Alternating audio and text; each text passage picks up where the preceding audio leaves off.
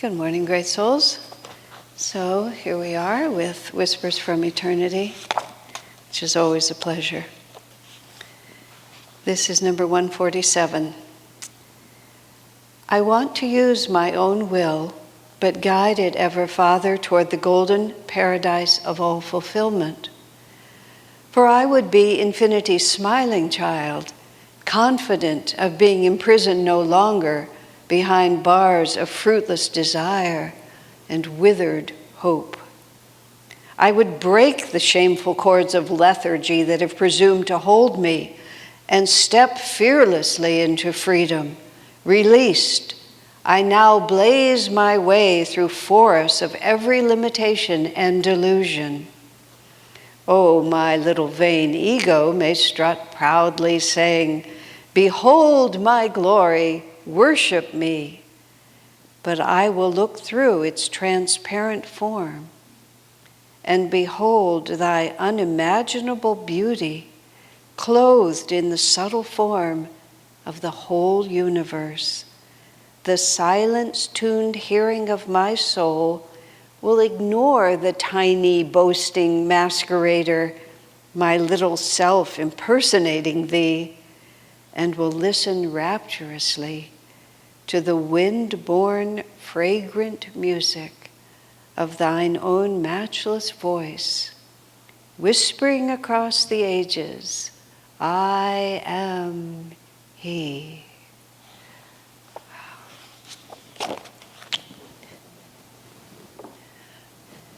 When Master passed out of his body and his heart stopped when he was in a ballroom in the Biltmore Hotel in Los Angeles. The ballroom was set up for a banquet. It wasn't a dance. It was a banquet hall, and Master was speaking there. It was a banquet in honor of India's ambassador to America.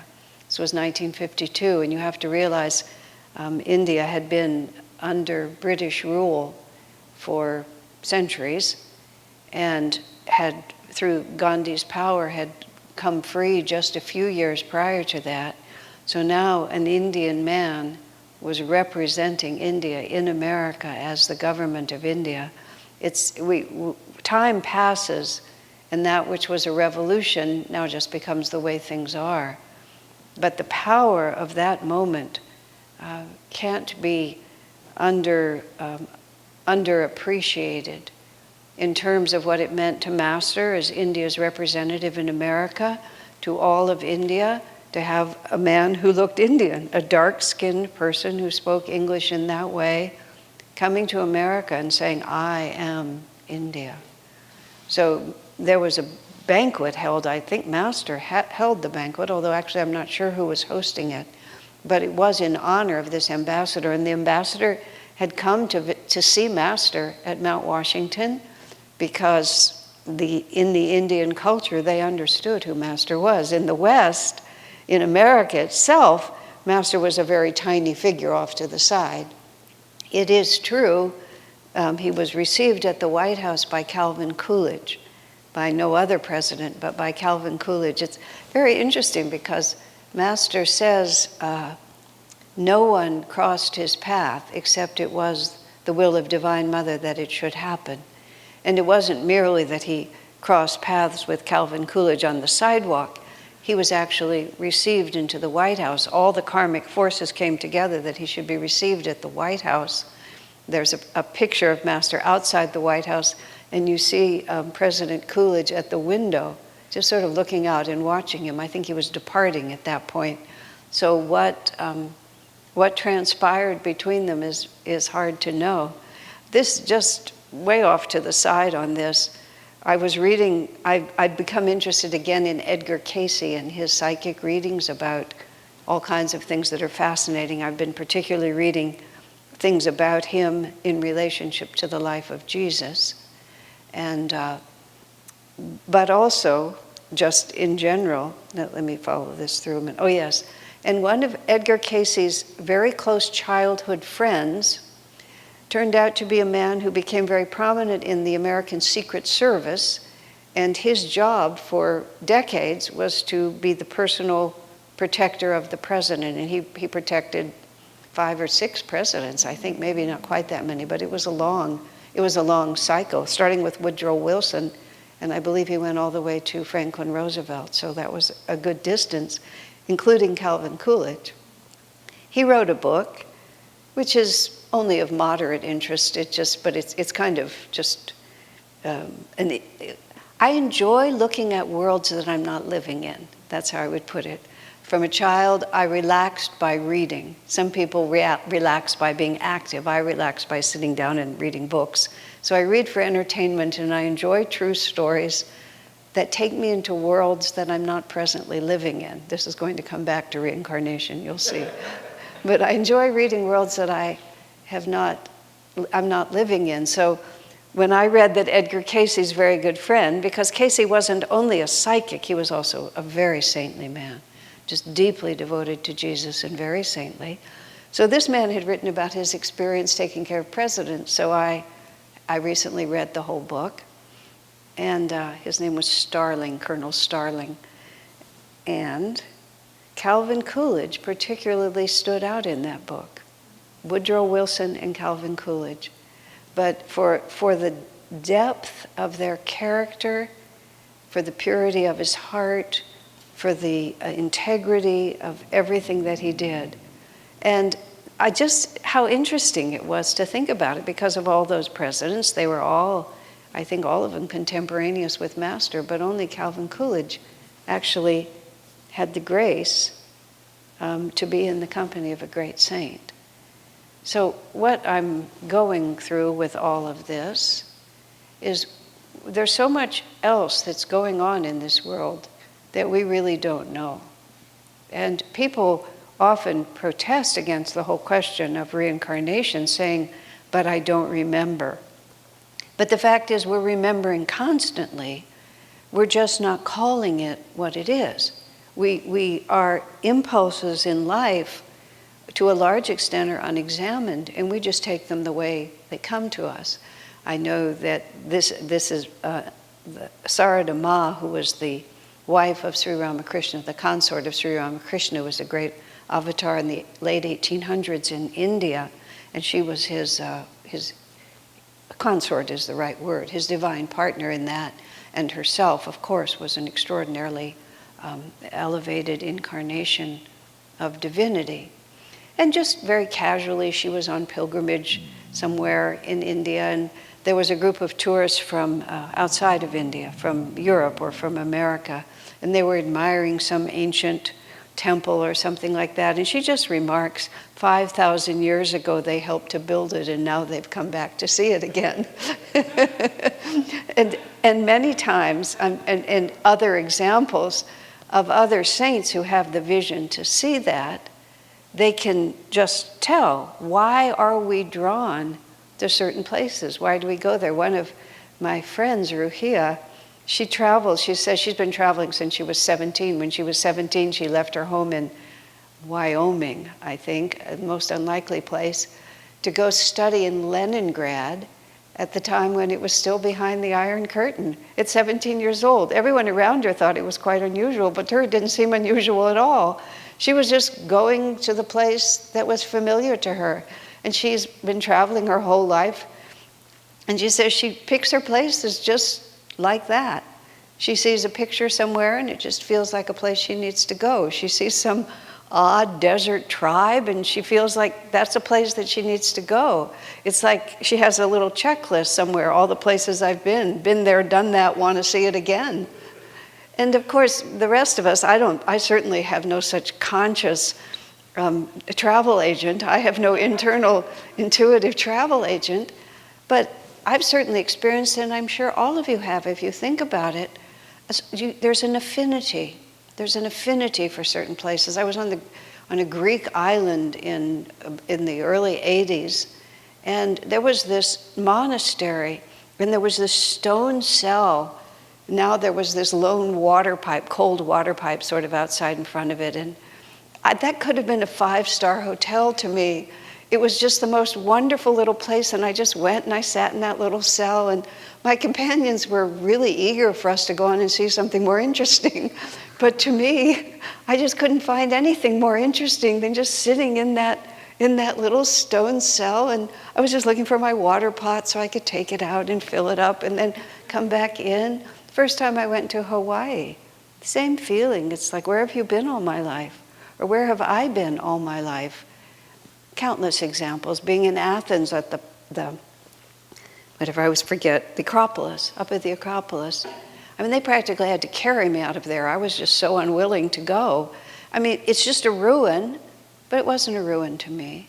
It felt like home, and it felt like I'd been so happy there. Just somehow I'd been so happy there.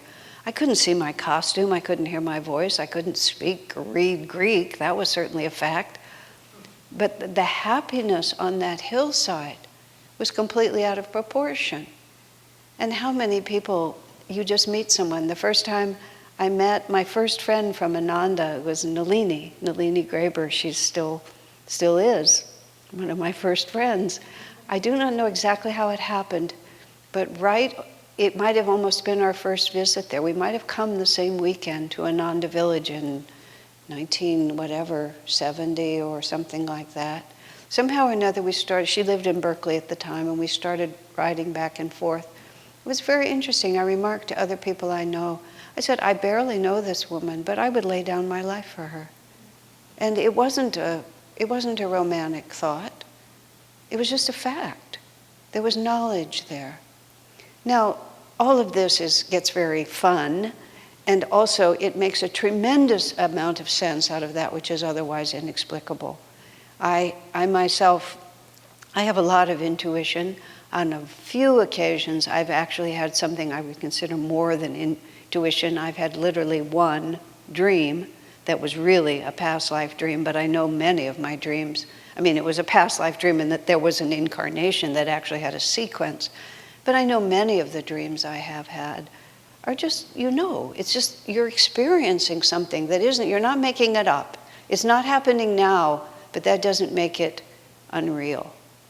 It just everything makes a lot more sense. Affinities, aversions, attractions, intuitions, it all just starts coming together in a way that's just like, otherwise it's just a random mess, and that's very, very disconcerting. The reason that we're driven to try to have a greater understanding of these things is because living in a random mess is kind of very distressing. But if we can see a pattern and have the idea that God knows what he's doing with us, makes sense in a reasonable, objective way also. Oh yeah, I need this experience. I need to suffer in this particular way because I had an inclination not to be compassionate about this. Or even though this seems completely unfair, I can feel that there's something not at all unfair about this. This is just karma coming home to roost, the boomerang that I sent out. And I have found it useful in my life that if I don't have a true intuition, I'll write for myself what I call an apocryphal explanation. Apocryphal means that it may not be true, but it could be. And I found in extricating myself from the emotional mess, that sometimes is my internal reality of reactions and responses and and rebellions and all the different things that at least war within me, all the different citizens who have not yet gotten with the program and are still seeing if they can rebel against the basic concept we're working on, which is God realization. They're testing my will to see if they can win me over to their side. I'm talking about all the different folk within me. Sometimes a little apocryphal story is very helpful. Here's an explanation of why this might have happened. Well, perhaps I was a very unappreciative daughter. Let's use that one as an example, which is not untrue. Maybe I was a very unappreciative daughter. And as a result, I hurt people without meaning to hurt them. And now I need to really, on a deep level, understand what that feels like. Everything is about compassion.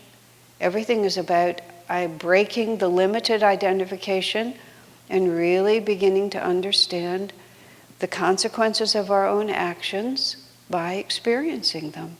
We see many people in our world these days. We see many people all the time doing things that how could they possibly think that was a good idea? How could they not know what it feels like to inflict, to make a decision like that? But we don't know until we know. So Divine Mother gives us the chance to learn. And this is where reincarnation is not only interesting, intriguing, and kind of woo-woo and fun for a party game, but it is absolutely essential if we're going to be able to both understand and persevere on our spiritual life. There was an era of Ananda which seems to have passed, and it existed strongly at the village for a while and then got carried out to some of our centers, where Halloween now is a very big event in Ananda village. They go all out for the children.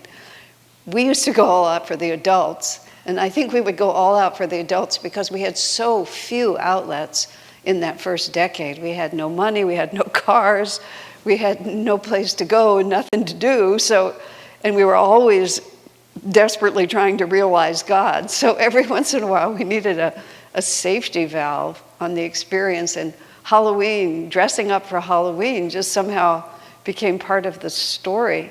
Swami would get into the act too, and he would appear, as an Indian Raja, or once with a pillow in his tummy as an Indian Babu, a businessman, and he played the part the whole night. And once he came in his Romanian clothes, just whatever he did. Of all those years, my favorite costume is one year I dressed as the court jester, which was really very close to who I was. And I had the little hat with the little bells. I had a treadle sewing machine in my non-electrified trailer, and I sewed this whole little costume. And for some reason, Swami was sitting someplace that was slightly elevated, which he often was, so that people could see him or he could read. I don't think he was dressed like a king, but whatever he was dressed like, he sat there, and I just took the liberty of lounging at his feet, like a court jester would do, making snide remarks about everything that was going on around me. So it was a costume very close to the mark. But again, it was so real. It was just really happening. King Henry, who knows what it was, but it was very close to the real.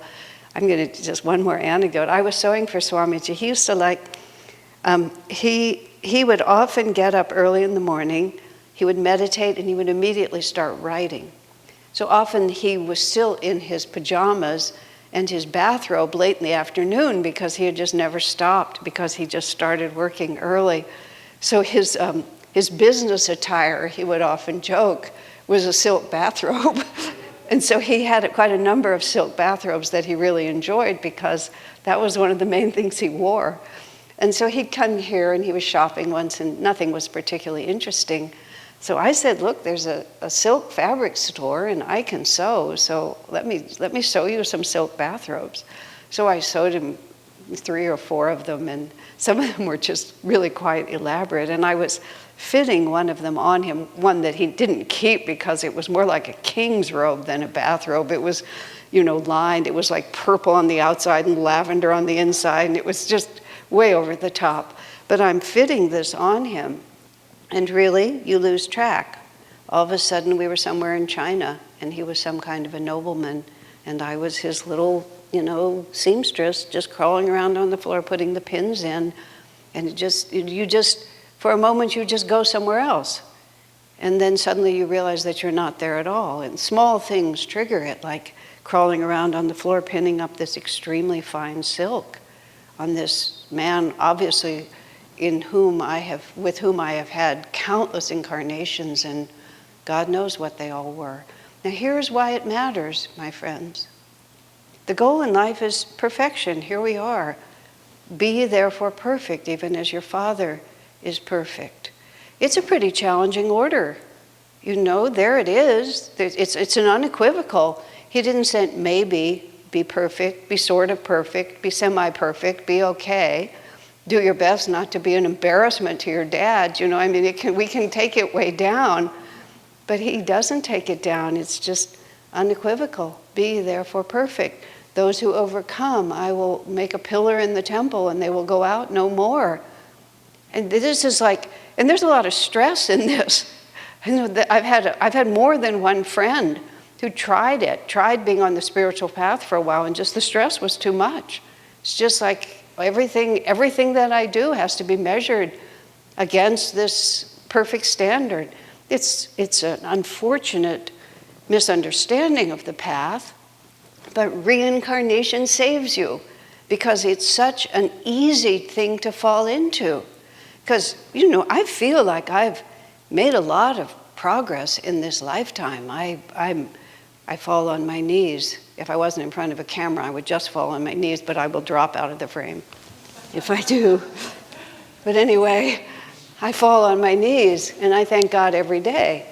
I would be dead in a ditch if it wasn't for the spiritual path. It's the absolute truth of it, or just back in an asylum, just sort of staring at the wall, not knowing what to do with myself. But because of the spiritual path, we get to live. But we have this constant thought that we need to rise to this level, which is pretty darn challenging. And if all we had to think about is, well, I'm born, and maybe I'll get a few decades out of this, but am I where I hope to be? Is this it? Oh, thank you, God. No, there's a lot more to come. It's not as bad as it used to be, but it's not as glorious as I know it's going to become. But I would be really looking at my watch and just sort of counting the hours down at this point, because a lot closer to the end than I am to the beginning at this point in terms of how long this body is going to last. But you know what? It doesn't matter.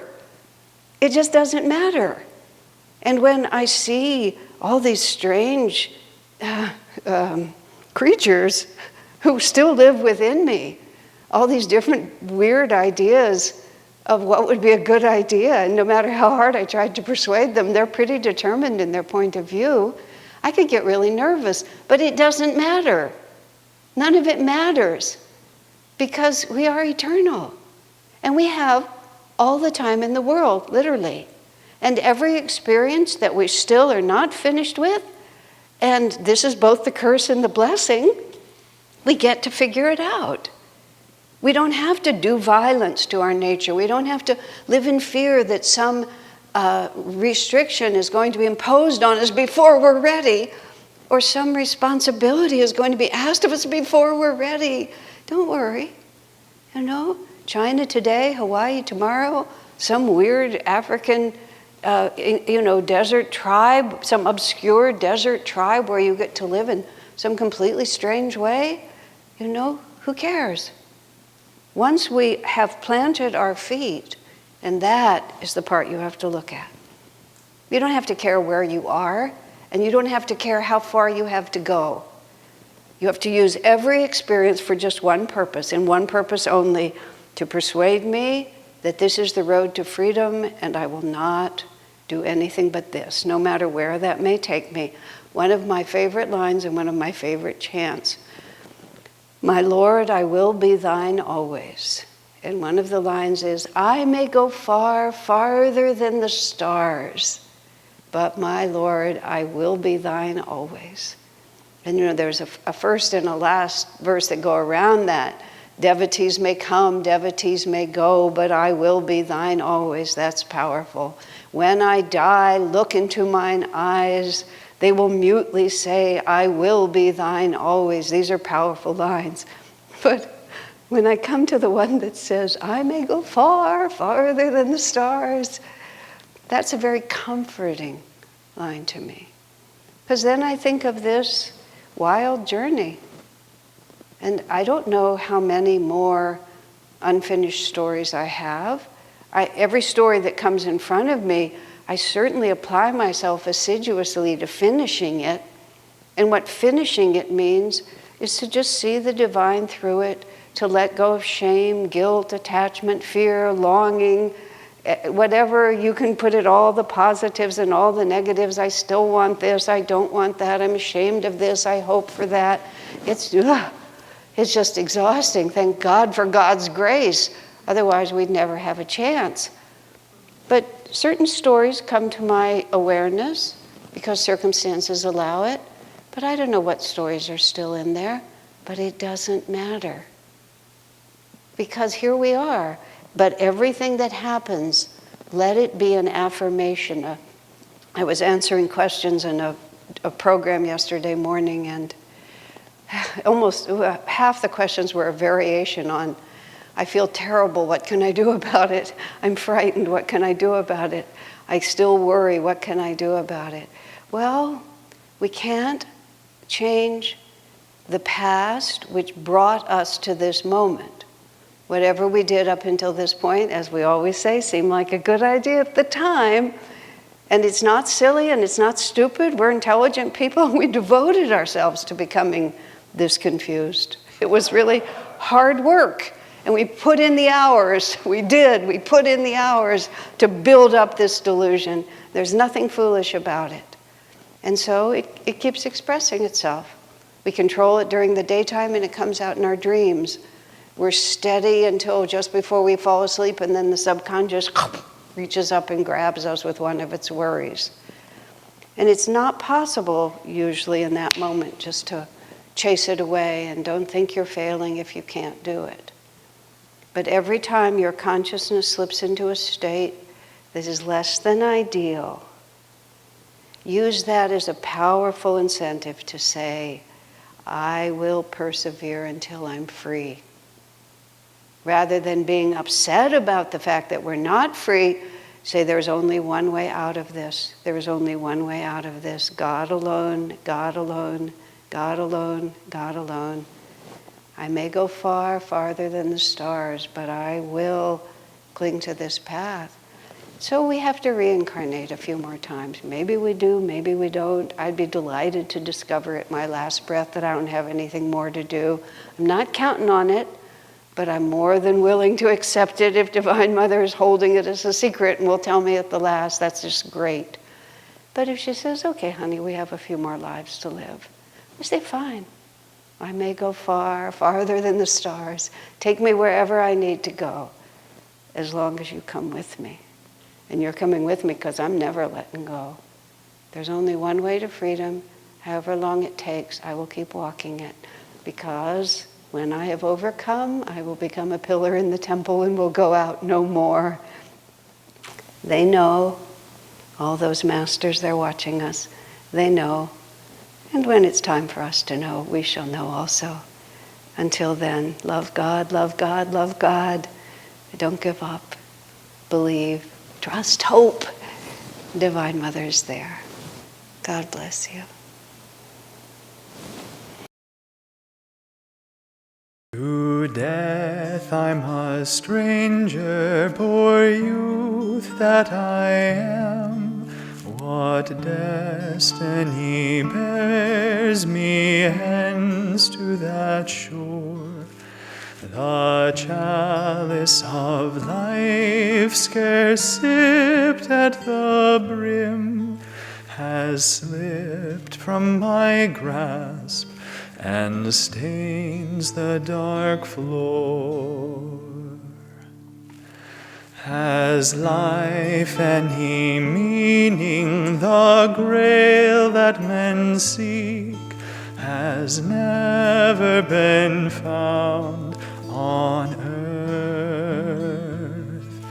The fountain of youth, only a myth. None who ever roamed far in search of it ever found what he sought. Yet see how the night sky, which banishes the sun, is banished in time by the dawn. Death comes like a gypsy who camps on the way. At dawn his dark caravan's gone. To death I'm a stranger, yet strangest of all. The stranger I feared is a stranger no more. The shadow I feared but hides from the sun In death there is peace. On God's infinite shore, yet see how the night sky which banishes the sun is banished in time by the dawn. Death comes like a gypsy who camps on the